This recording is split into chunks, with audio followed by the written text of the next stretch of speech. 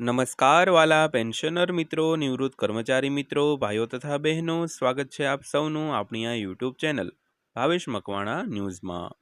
તો પેન્શનર મિત્રો, સૌથી પહેલાં બધાને જય શ્રી કૃષ્ણ, જય માતાજી, હર હર મહાદેવ। તો આજના વિડીયોની અંદર આપણે વાત કરીશું 18 મહિનાનું બાકી ડીએ એરિયર્સ।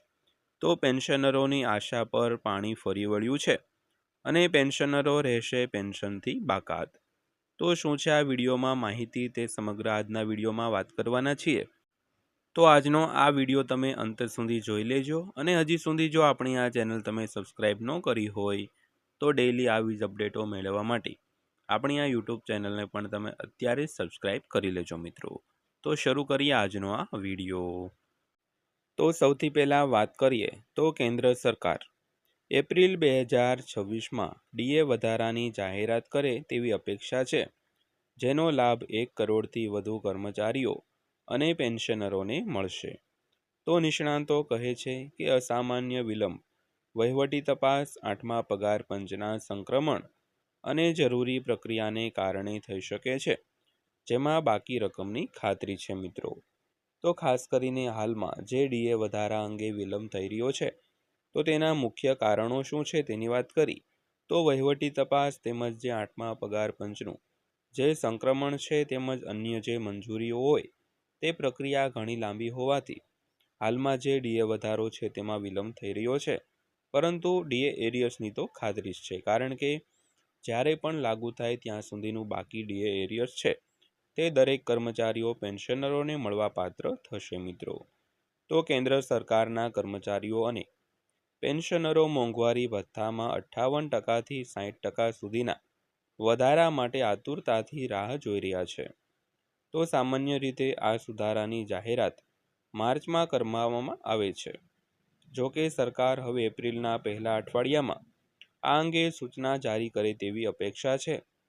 તો જ્યારે પણ સૂચના આપવામાં આવશે ત્યારે સુધારેલ ડીએ 1 જાન્યુઆરી 2026થી અમલમાં આવશે મિત્રો।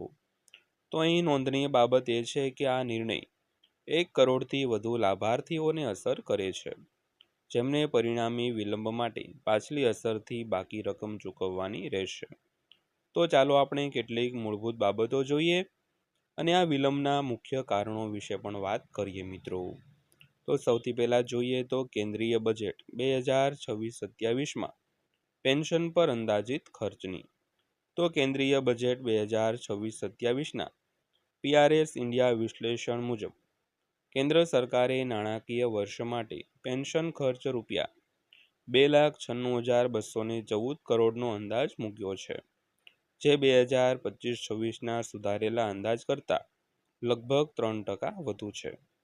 તો આ પેન્શનરો અને કેન્દ્ર સરકારના કર્મચારીઓ તેમજ તેમના નજીકના પરિવારના સભ્યો માટે નિર્ણયના મહત્વ અને તીવ્રતા પર પ્રકાશ પાડે છે મિત્રો। તો ત્યારબાદ વાત કરીએ તો ડીએ સુધારણામાં વિલંબ નીતિ પરિવર્તન નથી। તો આનું કારણ એ છે કે વધારાનો પ્રશ્ન જ નથી, તે ફક્ત જાહેરાતના સમય વિશે છે। તો બેંક બજારના સીઈઓ અદિલ શેટ્ટીએ પરિસ્થિતિ પર ભાર મૂક્યો અને એપ્રિલ 2026ના ડીએ વધારાની જાહેરાતમાં વિલંબ સામાન્ય સમયરેખાથી થોડો બહાર છે, પરંતુ તે કોઈ નીતિગત પરિવર્તનનો સંકેત આપતો નથી।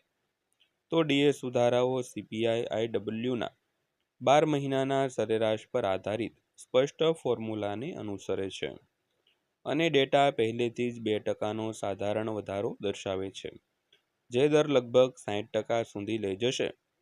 તો વધારે પોતે પ્રશ્નમાં નથી। ડીએ 2016માં 2%થી સતત વધીને લગભગ 60% થયો છે, જે છેલ્લા દાયકામાં સંચિત ફુગાવાને પ્રતિબિંબિત કરે છે મિત્રો। તો ત્યારબાદ વાત કરીએ તો તેમણે વધુમાં ઉમેર્યું હતું કે અમે જે જોઈ રહ્યા છીએ તે સંભવત પ્રક્રિયાગત છે। તો મંત્રીમંડળની મંજૂરી અને જાહેરાતનો સમય વહીવટી પરિબળોથી પ્રભાવિત થઈ શકે છે અને 8મા પગાર પંચમાં સંક્રમણ આ વર્ષે ક્રમને અસર કરી શકે છે। તો મહત્વપૂર્ણ વાત એ છે કે એકવાર સૂચિત થયા પછી વધારો જાન્યુઆરી 2026થી પાછલી અસરથી લાગુ કરવામાં આવશે અને બાકી રકમ સંપૂર્ણ ચૂકવવામાં આવશે, તેથી સમય થોડો વિલંબિત હોવા છતાં પરિણામ ટ્રેક પર રહેશે મિત્રો। તો ખાસ કરીને વાત કરીએ તો ડીએ વધારો 2026માં વિલંબ વિશે। તો કેન્દ્રીય સરકારી કર્મચારીઓને જાણવા માટેના 5 મુખ્ય કારણો વિશે।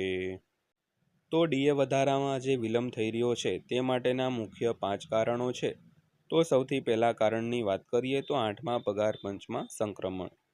તો 8મું પગાર પંચ હવે અમલમાં હોવાથી નવા પગાર માળખા સાથે ડીએ ગોઠવણો કરવામાં આવી રહી છે, જેમાં વધારાના વહીવટી તપાસ, માન્યતા અને વિશ્લેષણની જરૂર પડે છે મિત્રો। ત્યારબાદ વાત કરીએ તો કેબિનેટ મંજૂરી પ્રક્રિયા। તો નાણાં મંત્રાલયની સમીક્ષા અને અંતિમ કેબિનેટ મંજૂરી સહિત, પરંતુ તે મર્યાદિત નહીં, બહુવિધ મંજૂરીઓ જરૂર છે। તો 2% વધારાને પણ તપાસવું, વિશ્લેષણ કરવું અને તે પછી જ મંજૂરી આપવી પડે છે। તો આ વિલંબનું એક કારણ છે તે હોઈ શકે છે। ત્યારબાદ ત્રીજા કારણની વાત કરીએ તો ડેટા ફાઇનલાઇઝેશન।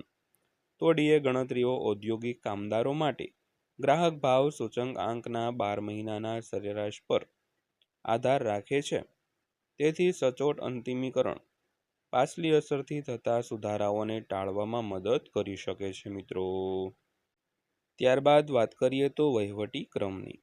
તો બાકી લેણાના કેસોમાં અધિકારીઓ પેન્શન, પગાર અને ભથ્થાના વિતરણને સુમેળ કરવા માટે સમયને સમાયોજિત કરી શકે છે। ત્યારબાદ 5મા કારણની વાત કરીએ તો માળખાકીય ગોઠવણો માટે ઐતિહાસિક ઉદાહરણ।